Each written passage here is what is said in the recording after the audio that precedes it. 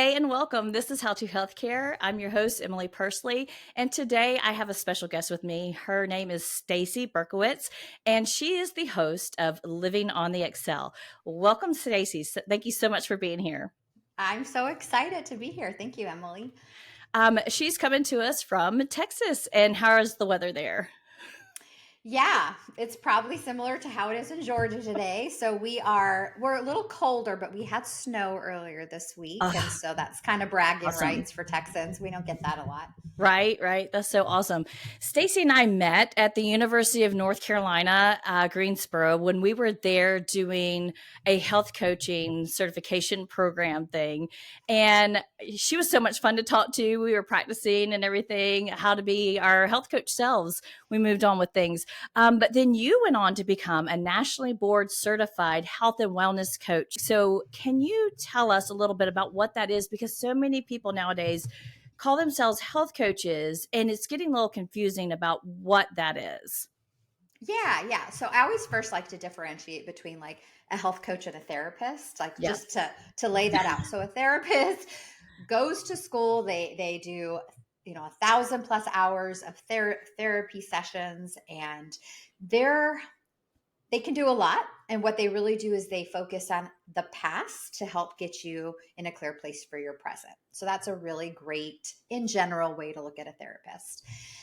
A coach is somebody who's looking at your present and helps you create your future. And so, although some coaches will go back a little bit if they have a specialty in that, let's say a trauma coach, a trauma Mm-hmm. informed coach who hopefully is very experienced and certified. But for the most part, coaches are they're focused on the present and moving it to the future. So that's a good Awesome.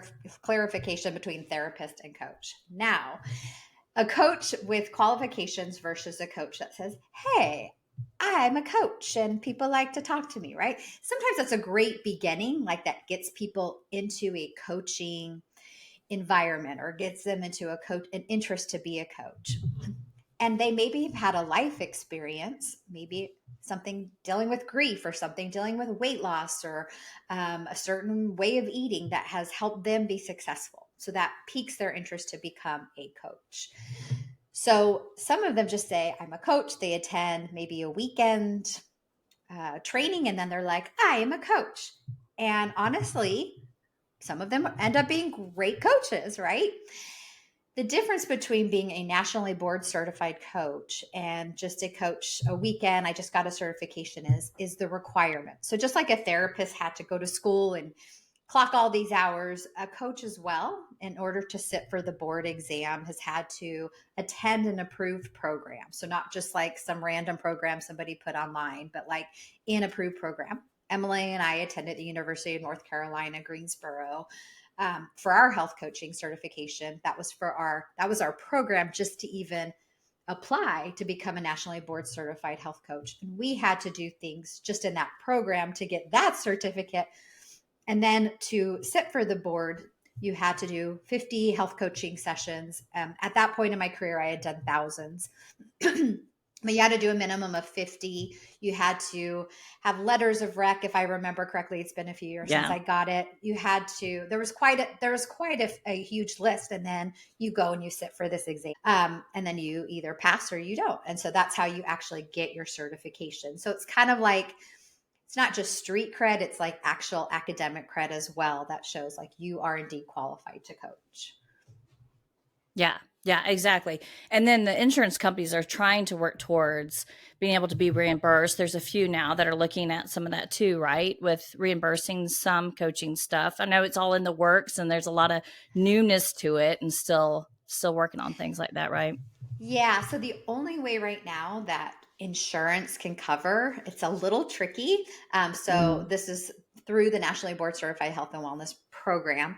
So what it is if a person is currently working with their doctor on a chronic condition, so let's say um, blood pressure management, Mhm. okay, hypertension. So they're working with their doctor on this chronic condition, and their doctor's like, I think health coaching might be very helpful to you.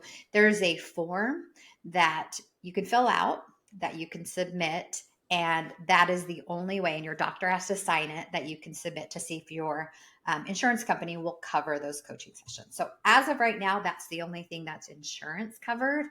But yes, correct. They are looking at ways to bring that health insurance coverage to cover coaching, but that's still in the works.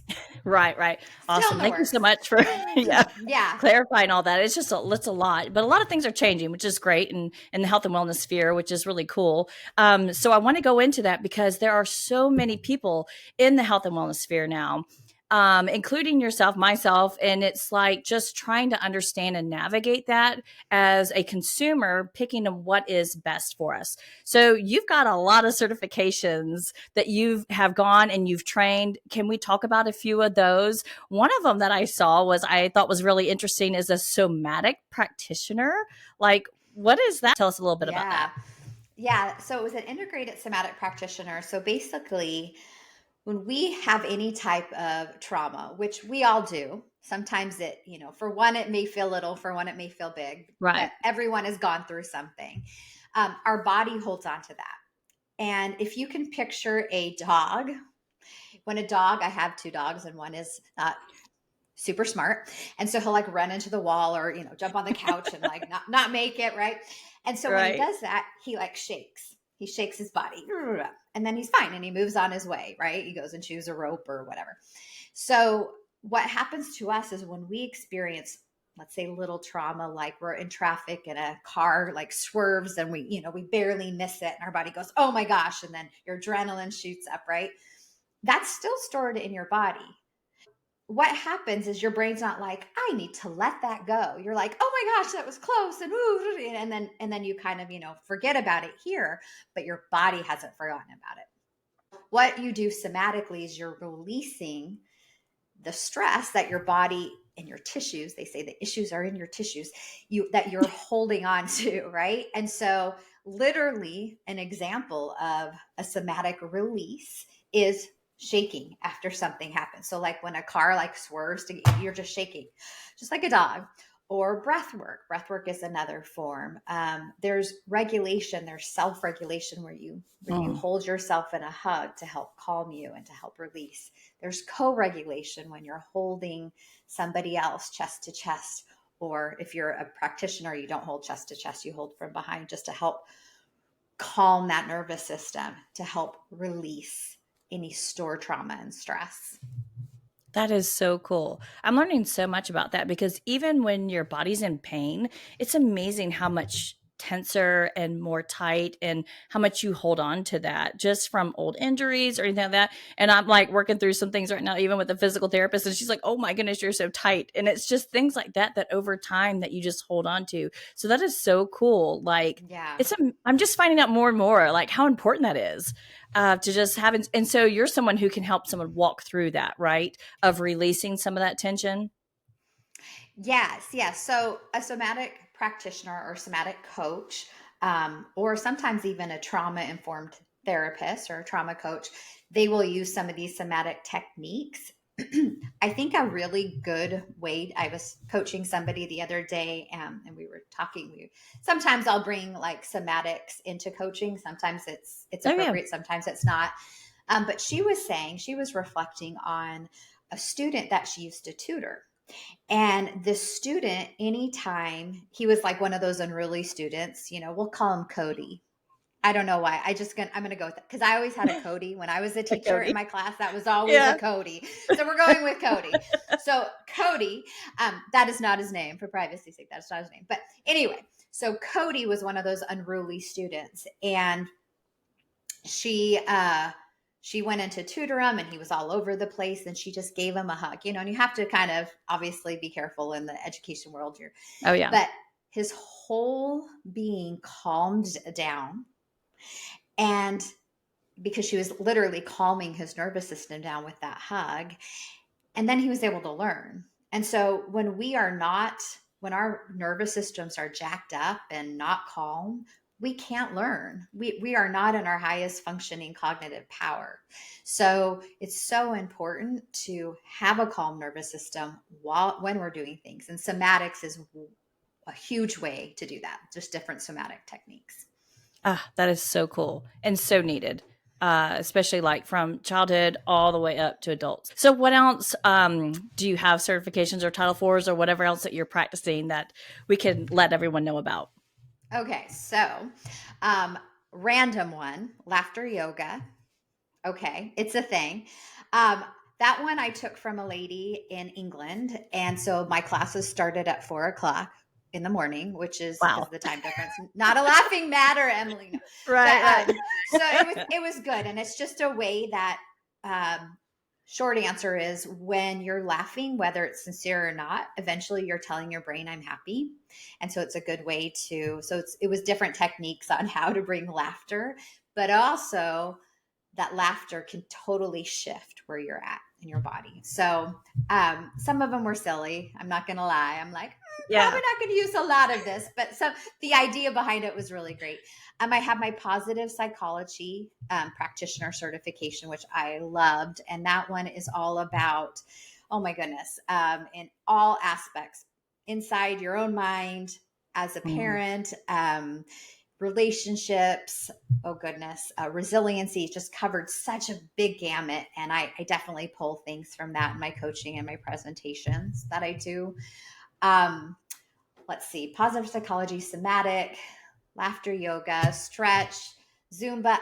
I have a lot of breath work. I have a breath work certification, and it's funny. And I would say I have a love of learning. Like I love to Mm. learn new things, right? I'm always reading those self-help books or those informational books from the library. I still go to the library. And so, or I'll buy it on Amazon, but I've had to live myself and go to the library. But the thing I love is as long as you have, and I would tell anyone looking into coaching, not to get coached, but to be a coach, is there's so much of you. Yes, the training and the certification is important. You have to Hmm. have that Yeah. credibility, but also trust yourself. And I know there are times when I have this like love of learning and I'm thirsty to like grow and learn, right? And those certifications to me have been the best because I've really like just jumped in for the learning. And then Hmm. there's certifications I'll take because I'll think, well, if only I can be this much better, then maybe I'll attract this or maybe, right? And so Right, then right. those are like, I don't want to say the desperate certifications, but coming from a place inside of me that was like, I'm not enough. So this certification will make me enough. So I Yeah. would caution anyone who wants to be a coach to say, choose something that lights you up, not Mm. because you feel like that's going to uh, make you uh, Kind of make feel a make better. a gonna feel better. Yeah, you want Yeah. something Yeah. that really truly you want to learn about. Yeah. Yeah. Wow, that's so cool. And just so neat, all the things that you've learned, but that you can put into practice of what you're currently doing and stuff. And that all sounds very interesting. Some of that I've never even heard of, like laughter yoga. I've heard of goat yoga, but I haven't learned of like laughter yoga. I mean, I can only imagine downward dog and laughing. It's just what I have in my mind. So I thought it was that too, but it has nothing to do with actual yoga. The yoga is the laughter, not the movement. So there's Oh, actually not like interesting. you're not downward. But hey, Emily, I mean, go for it. Downward dog and laugh. I mean, Right. I'm sure it's been To done. do Yeah. it. Right. Yeah. Well, let's let's hop over to your corporate wellness because you also have a background in that. You've done several big companies that you've done a lot of corporate wellness things with. And when people talk about corporate wellness, it's like, and someone's working somewhere and they're like, "Oh, yeah, my company offers something, but I'm not quite sure if I want to get into it or not into it." So let's talk a little bit about that. Yeah. So my background is actually corporate wellness. So I was a health coach for a very large insurance company in the United States. And I did that for several years. And then I transitioned to be a wellness coordinator and then became also a health coach for another company. So I've done the gamut of health coaching for a while of in the corporate setting. The difference is now I have my own company on the exhale and I'm representing myself to these companies, right? So corporate wellness, and there's so many facets of this. Like Right. company wise, there's companies that provide just health coaching or just presentations or an app or different programs. Like there's just all kinds of corporate support of employees now in the wellness space, which is fantastic. I'm such an advocate and fan for everyone and all that can provide something beautiful Right. to help people grow in their wellness. So what I do a few different things. I do health presentations. And so yesterday I presented to a city in Florida through a company that contracts me. I informal mindfulness and nutrition and fit with fitness. Informal mindfulness with nutrition and fitness. That was the title. So I've done all kinds of those type of presentations. I've led breathwork presentations. I've led nervous system regulation presentations. I've led a lot of fitness. I teach a lot of fitness formats, Zumba, Tabata, yoga, chair yoga. I've done that. So kind of all falling under the umbrella. Now in my current business, I offer one-on-one coaching and I offer some group coaching, which we'll probably talk about at some point as we're talking here today. But in general, it's just me. I'm a one person show at this point. So it's really what I can do within my realm. Whereas companies, obviously they have a bigger reach because they have more people. Right, right. Yeah. And so like a lot of the corporate wellness is you were talking about like this the different facets. It's not always about losing weight and it's not always about nutrition. You're just saying it's a big area of things. But it's really important though, in the corporate world to be able to make space for that. And I think that's right. Like it's so important that people can go get information or learn new techniques or anything like that. So that's really cool. Yeah, it really is. And it's really neat that companies are saying, even with the current climate of the recession or financially, I know there's a lot of layoffs right now, but they're realizing businesses are like, we need to have support on the whole employee. Yeah. So it's nice to hear that that's still a thing. Yeah. Oh yeah, yeah, yeah. And so talking about with corporate, a lot of the times, a lot of people, their biggest complaint is just stress levels. We have a lot of stress going on. So let's talk a little bit about the stress, because so many people I've talked to, and I don't know if you've had the same experience.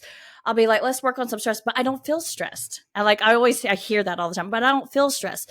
Um, I don't know if you've had that same experience or not, but if so, can you describe maybe some feelings or symptoms of stress that maybe some people don't even know or recognize or aware of that's going on in their body? Yeah, yeah. So um there's like the medical ones that are like, go to the ER, which is like, the Right. oh my gosh, the heart rate and I can't breathe, right? Those are the extreme. There's also things that maybe you're not thinking about that stress can cause would be like the Mm. heartache, the headache.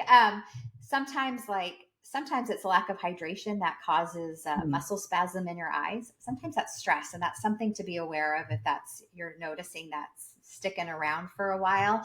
So, are you drinking enough water? Are you getting enough potassium? And are you under stress? So check that. If you find yourself clenching your jaw, Mm. yeah. So that Yeah. sometimes is a big sign of like stress. If you're waking up and you're feeling it in your jaw, you're maybe clenching your jaw as you sleep. That could be stress related. Um, Muscle tension. So you could feel it in your neck, in your chest, in your shoulders. Another sign of stress. Um, just a shortness in your ability to be patient, maybe out of Yeah. what is considered norm. Uh, so those are there's a lot of signs, but those are some that you can check in with yourself to say like, hey, what signs am I seeing that I'm stressed? Right. Yeah.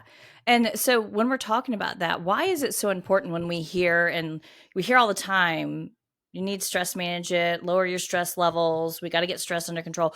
Why is it so important that we keep our stress levels down? Yeah, so it's so far reaching, and this goes to like nervous system regulation, which is like a whole nother topic. But when you're constantly in that fight or flight or the freeze and fawn, which like basically stuck in either one, so stuck in the or stuck in the Right. um your nervous system isn't at that neutral state. And when you're not at that neutral state, your other systems start to shut down. So this would be your immune system. So you may start getting sick. Um, your digestive system slows down, your reproductive system. So your cognitive functions, you may start having thyroid problems. So stress becomes, and it's just so huge, stress becomes such a big part of your overall health if it's unmanaged. And I'll give you an Yeah. example.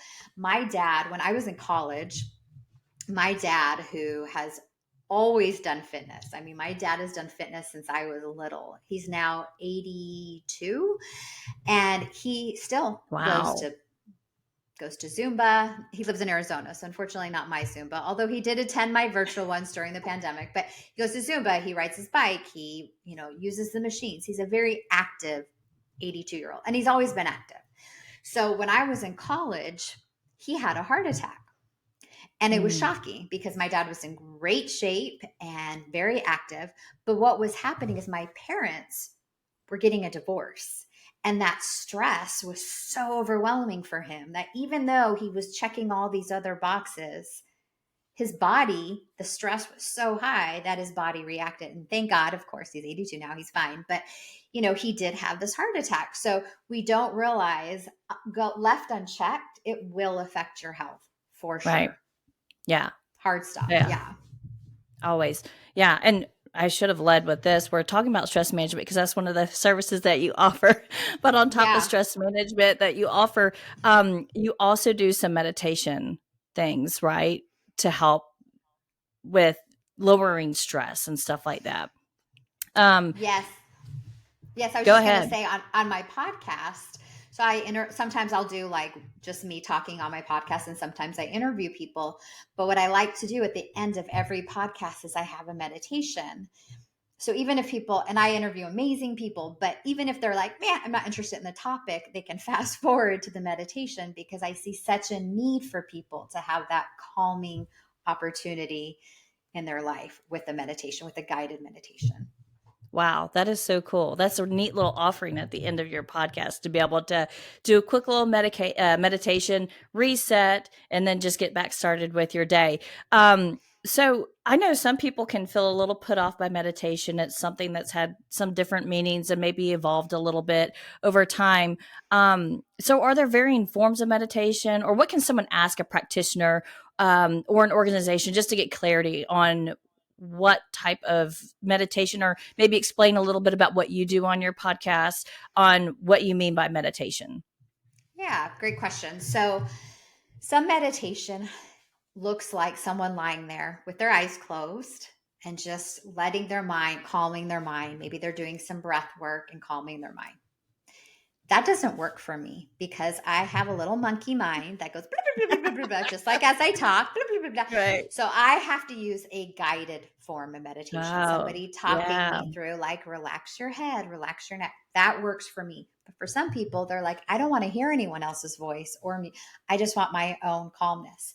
Another form of meditation, if you want more of an quote active one, is journaling. And it's just Mm, letting you can do something called morning pages where you just basically bloop, vomit on pages and you're just letting your mind let go of whatever's there. And you can look back at those or you can throw them away right after, but it's just a form of release.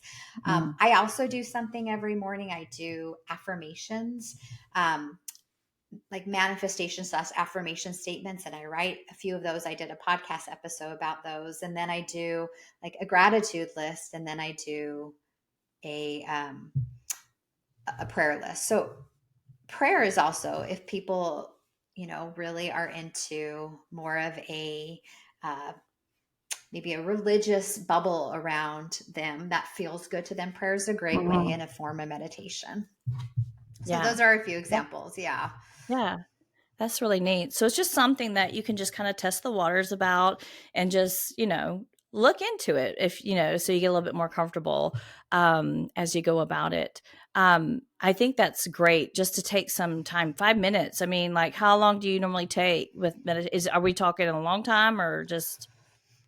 So when because I do my affirmations that what I was just explaining in my journal every morning. That's like 5 to 7 minutes. When I notice myself stressing out during the day, because I think we tend to think of mindfulness like, like sitting on a Yeah. cliff, breathing, right? It doesn't have to be that. It could be as you're about to take a bite of food and then just 2 seconds giving thanks for all the people that made that food possible for you. That's a form of Mm, meditation.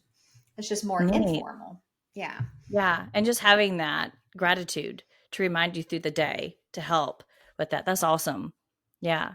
Yeah. And along with that, because we've talked a little bit about this already and a little bit with the stress and meditation, is you also do a little bit of the nervous system regulation. But I don't know if you have anything else to add to that outside of, I don't know if that goes with the somatic practitioner or if there's something else that you do with nervous system regulation. No, that pretty much ties into it. It's a lot of breath work. So it's a Yeah. lot of breath work for nervous system regulation. Yeah. So But it's of just course, calming. somatics Yeah. are a huge part of that. I like to use a lot of breath work for that, but there's so many ways you can calm your nervous system. It's just breath work is just so quick and it's available to everyone. Yeah. So when you're talking about breath work, are you just talking about like teaching yourself how to breathe or counting or are we counting sheep? Like what are we going through? You can absolutely count sheep, Emily, if that helps. Well, there's several different types of breathing techniques. There's the ha breath. There's the 4-7-8 breath. A lot of people are familiar with box breathing, which is like inhale for a count of four, hold for a count of four, exhale for a count of four, and hold for a count of four. So it's just using the breath that works best for you. And there's so many different types. If somebody's interested, they can jump onto my website, send me an email, and I'm happy to send a PDF their way of like the different kinds. Sometimes I'll do presentations for companies on breath work so that employees, like let's say it's a sales force, right? So that employees can use those breath techniques when they're stressed, when they have these quotas and they are feeling their nervous system like out of whack or in fight or flight, and how Yeah. to use breath work to calm themselves down. Yeah. Yeah. Yeah, so much of that is like self-reflection and just figuring this out, like, what am I feeling? How am I feeling? But you just have to stop a minute sometimes, yeah, to figure it out. And what I'm hearing a lot from you, since you've gone and touched base with so many different aspects of wellness, is that your approach is kind of more of a whole package. Um, and so, why do you think it's so important not to just focus on one thing with our health and wellness, but that we're hearing that just being really tense or stressed can affect our whole health, like you're talking about. Like you can have physical manifestations of having all that stress. And so why is it so important to not just solely focus on one thing? Yeah, so it's kind of like if you exercise, like let's say your focus is exercise, right? And so you are spending 3 hours running a day, and then you get home and you eat 4 tubs of ice cream, right? It's everything in our health is it's all a part. It's part of what is called the wellness wheel. There's so many aspects of our wellness, and when one of those is out of whack, it can affect the rest of them, right? Just like a wheel, if one of those spokes is out of whack. Now, do we have to target and be a 10, between a 1 and a 10 in all those areas all the time? Absolutely not. We're human. We're going to absolutely struggle in areas, or be doing really well in some and maybe, quieter in some of the others. And so what it is stress affects every one of those spokes. So when I'm talking about spokes, I'm talking about, if you can picture an old fashioned wheel, your relationships, your financial health, your mental health, your physical, all that stuff, right? So these are just a bunch of different spokes in the wheel. Stress affects all of that. When you're stressed about money, it affects financial wellness. When you're stressed about work, it affects your physical health, it affects your career. So like it really Yeah. does kind of touch on all of those. And if you look at a whole picture of a person, just like we're so dynamic, and there's no like we're 5D, right? We're more than 3D. We're 5D. And so when we try to say it's just one thing, it's not. We're a whole individual. And so it's all these components that make up what healthy is for us. Yeah. So it's Yeah. really That's just, so important. yeah, creating that awareness. Yeah, for sure. Yeah, that's awesome. Um, and when you're talking about that, because I hear a lot of times too, is that I'm just too busy because of work. I don't have time to sit here and do anything. So I do like that you even just said just some simple breath work, 5 10 minutes throughout the day of doing things, some breath work and just some stress release. Is there anything else that can help those that say they're too busy? They're too busy to exercise. They're too busy to do, to have a good diet. They're too busy to do, this, that, and the other. If they're not, you're not going to like what I have to say. I'm just telling you. And I just recently read this book called How to Break Up with Your Phone. And if I would say, and this is for most people, not everybody, some people have this down and I'm giving you high fives. It is something I am working on. We are so connected to our technology, our phone, our tablets, our Mm-hmm. laptops. And when we realize how much time we spend on these, we go, oh my gosh, what does that equal to in a lifetime? That's 7 years. That's 7 years of my life I was on Wow. Facebook, right? So there Wow. are apps. This is a good awareness, because with anything in your life for change, the first step is just curiosity and awareness, right? Yeah. So there are apps you can get. I know, ironically, there are apps, but there are apps you can get for your phone that literally, there's an app, I believe it's called like an app blocker, and you set it for like 30 minutes. I can be on my social media and you tell them which apps for 30 minutes, and then it won't let you on past that. It literally will Awesome. block those apps for you. And I say this because, as you're asking for those who say, I don't have time in my day. Oh, we have time. We have time. Mm-hmm. It's just Mm-hmm. how we choose. So right now we're just creating awareness around, and I say technology because I feel like this is for the majority of the people, an aha moment waiting to happen to show like, oh, you do have time. And then the other component, so away from the technology one, is just how can you do things that don't maybe quote fit what the standard of doing things. For example, exercise. Like, I don't have an hour to go to the gym. No problem. Park far away from your, the grocery store Right. entrance, or take the stairs, or play with your kids actively. Go to a park and play, run around, right? There are things you can do that fit into your life that don't feel so much like a separate thing. Yeah. That's so awesome that you bring that up because just like you said, these little spurts of time that we spend on social media end up to 7 years of our life.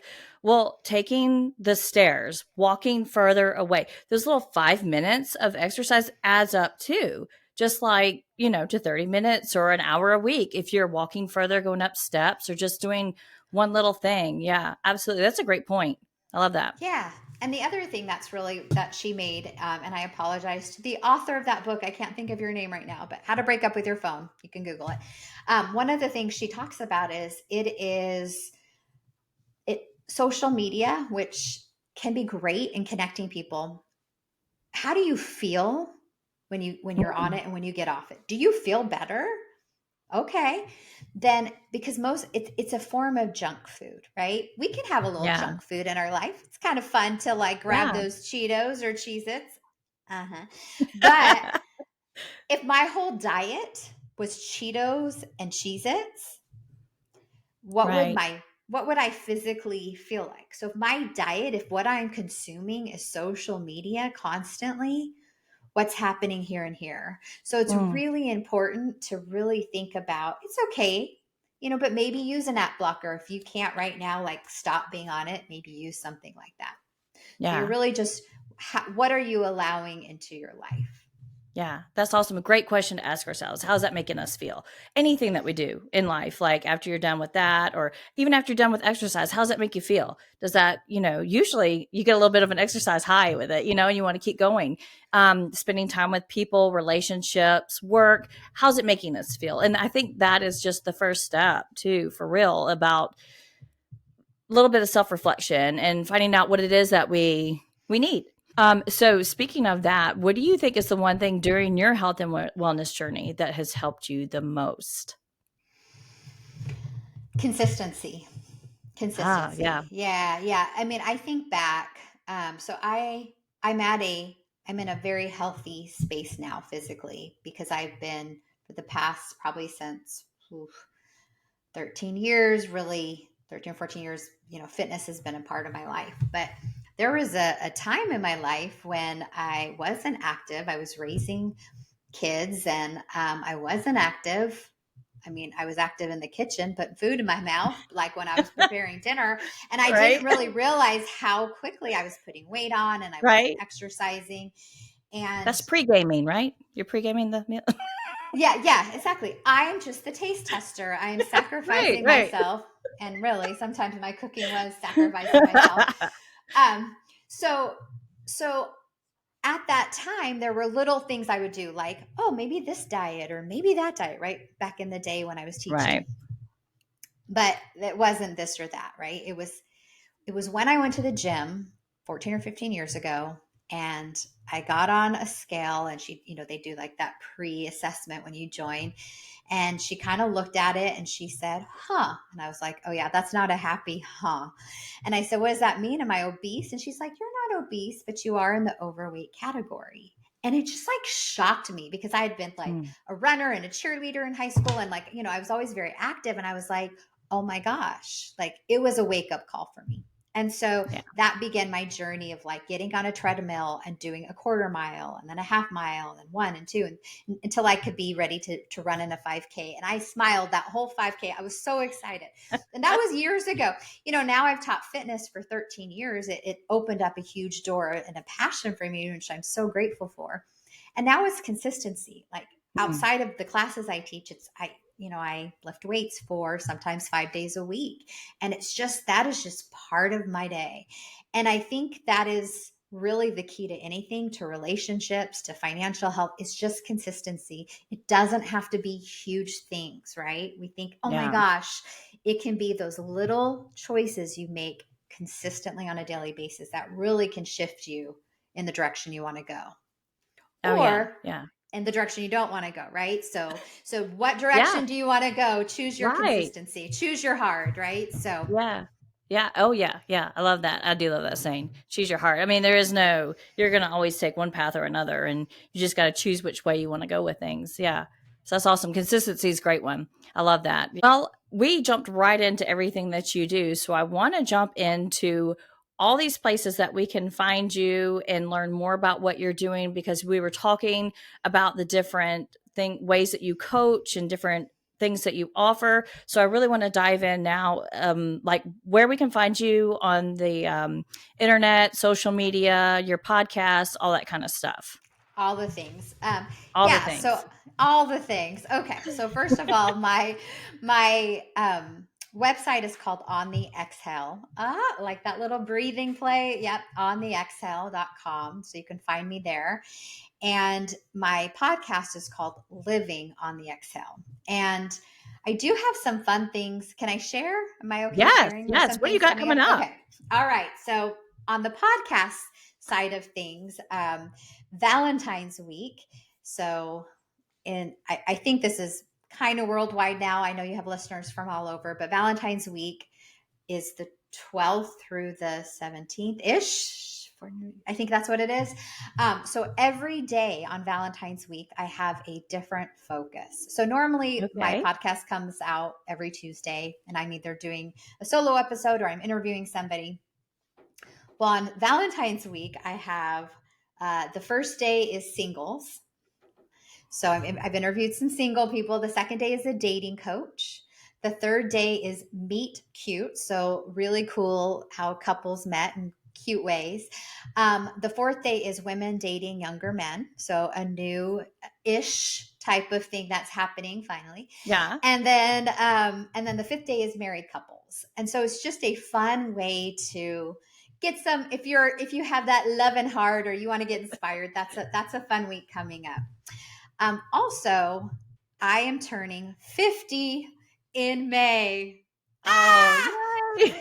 Yay! So I like thought about this because I'm 49, obviously, right now. So last year I was like, oh my goodness, I can't believe this big number's coming up. And I spent a month or two like, oh, like, oh my Right. gosh, I'm Yeah. not married. Like, what is happening? Like, all these expectations we have in our own mind. Yeah. Yeah. And Yeah. then I was like, wait a second. I've lived this like really rich life of like friendships and experiences and travel and kids and Yeah. all the things. I'm like, why am I not celebrating? So I am adding on Thursdays the year I turn 50, which because during this year, I'm trying 50 things I've never done before. So So cool. every episode will be of something I tried. There is an Instagram year I turned 50 where I'll be, showing the pictures or the videos or whatever's connected to it. And it's just a really great way to celebrate that birthday. My mom passed at Yeah. 52. And so Oh, that is also wow. one of those birthdays. And so the Mm. other thing I'm doing is, you can find out more about this when the dates are announced, it'll be on my website, but I'm doing year I turned 50 workshops so people can plan their year to make it just an amazing, fun, wonderful, vibrant year for them. And if 50 Mm. is not the number coming up, you can still jump on if there's a birthday that's coming up for you that you're like, how can I really make this meaningful? So stay tuned for that one. That I is also so fun. I offer love that. I also offer the corporate presentations and the one-on-one coaching. But yeah, those are some fun things coming up. Yeah, that is so fun. I love that you have that perspective. Like, let's celebrate life. Each time we reach that new year, instead of thinking, oh no, I've gotten older, let's celebrate that and just live in another year. Part of that gratitude, too. I love that. That is so Yeah, cool. So I'm I'll have a excited. lot of those links in the show notes, but we've got your webpage is on the Excel, you're on Instagram and Facebook, and your podcast is living on the Excel. Is there anything else that I'm forgetting? No, Emily, this was so fun. Thank you for having me today. It's just so fun to talk about all things wellness. I love it. So we'll be able to find you. Last thing I always like to ask my guests, do you have a nonprofit that's near and dear to your heart that we can learn about so we can give to others and be involved in our communities? Do you have something that you'd like to share about? A nonprofit near and dear. So, oh goodness, there's so many. I right So many, now, I know. yeah, food scarcity is a big deal. A lot of people are Oh, out of yeah. work, and so there is the North Texas Food Bank in my neck of the woods, and I think they just do a marvelous job of keeping North Texans with food on the table. So, yeah, Yeah. that's a great one. That's awesome. That's a good one. So we can look them up too if you're in the area or if you're outside. I'm sure they don't mind having volunteers or donations sent their way. That's so Sure, they're awesome. always welcoming those. Yes. That is so cool. Well, I'm looking forward then to hearing on your podcast about your 50 things that you try. I think that's going to be so fun to listen to. Thank you. Yes, I've done a few of them. Yeah, there's been some interesting ones so far. So yes, definitely look forward to that. And I hope it inspires others to really grab life by the reins and just go for it. Try new things. Absolutely. Yeah. So anyone can reach out to you, even if they don't live in Texas. You can still coach or help them out. They can reach you on your website and just get involved. And so I think it was so much fun reconnecting with you, Staci, and just getting to chat real quick. And thank you so much for being here today and answering and Thank you. giving us all this information to learn about all these different wellness techniques. So you can definitely go to her website and learn more about them and just find out what works for us when we're navigating health and wellness and just know that we can all do like a little something every day. Yeah, thank you. Such a pleasure. Thank you, Emily. Thank you. I appreciate it.